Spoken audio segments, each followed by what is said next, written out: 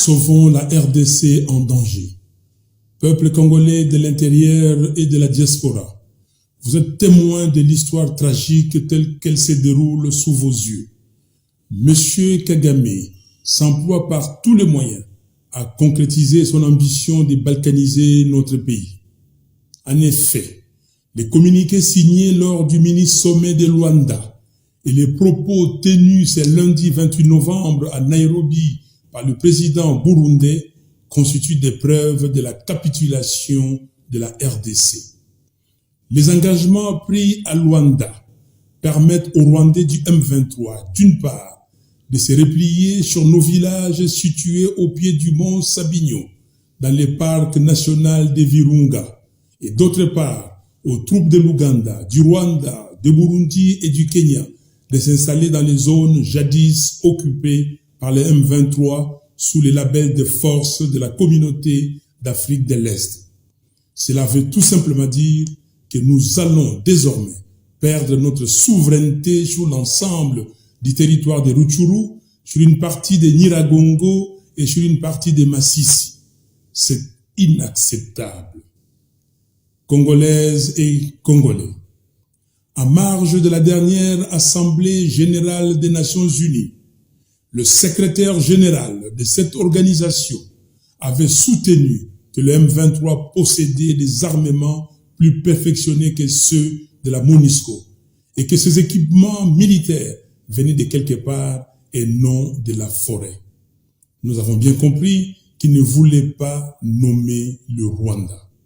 Entre-temps, le dernier rapport des experts des Nations Unies, qui a clairement désigné le Rwanda comme agresseur, n'est toujours pas soumis à l'examen du Conseil de sécurité. Pourtant, l'agression de la RDC par le Rwanda et l'Ouganda est un problème sérieux que les Nations Unies, l'Union africaine et tous les partenaires de la RDC épris de paix et de justice devraient traiter avec diligence pour arrêter les velléités hégémoniques de M. Kagame et mettre fin aux souffrances énormes qu'endurent les populations congolaises affectées directement par cette guerre injuste. Voilà pourquoi je demande spécialement aux pays membres du Conseil de sécurité des Nations Unies de se rappeler de plus de 10 millions de morts congolais depuis 1993, de 6 millions de déplacés internes, de 27 millions de Congolais qui ont besoin d'une assistance humanitaire et de 5 millions d'enfants de moins de 5 ans qui souffrent de la malnutrition. Votre conscience et votre humanité doivent être interpellées.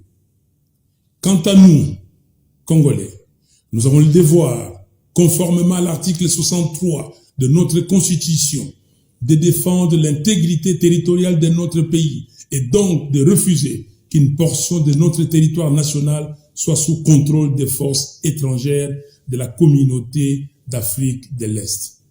Car aucun centimètre carré de notre territoire ne peut échapper à notre contrôle et notre sécurité ne peut être sous-traitée à quelques milliers de militaires kenyans, burundais et ougandais sous la supervision du renseignement militaire rwandais.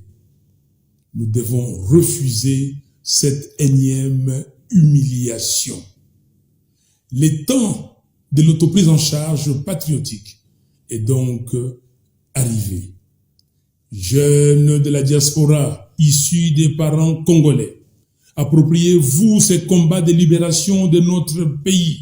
Organisez des manifestations publiques et saisissez les institutions des pays où vous vivez, notamment le pays de l'Union européenne, la Grande-Bretagne, l'Australie, les États-Unis d'Amérique et le Canada, pour protester vigoureusement contre l'agression de la RDC par les Rwandais et contre le projet de balkanisation de notre pays. Artistes et musiciens de la diaspora, faites connaître au monde entier la souffrance que vos frères, sœurs et parents vivant au pays endurent.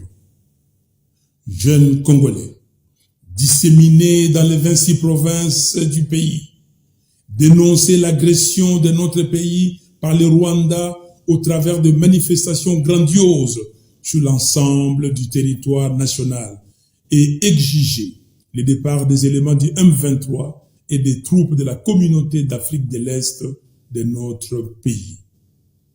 Congolaises et Congolais, dans cet élan, je demande à toutes et à tous de répondre massivement à l'appel de l'Église catholique, de marcher dans tous les diocèses de la République ce dimanche 4 décembre 2022 contre la balkanisation de notre pays.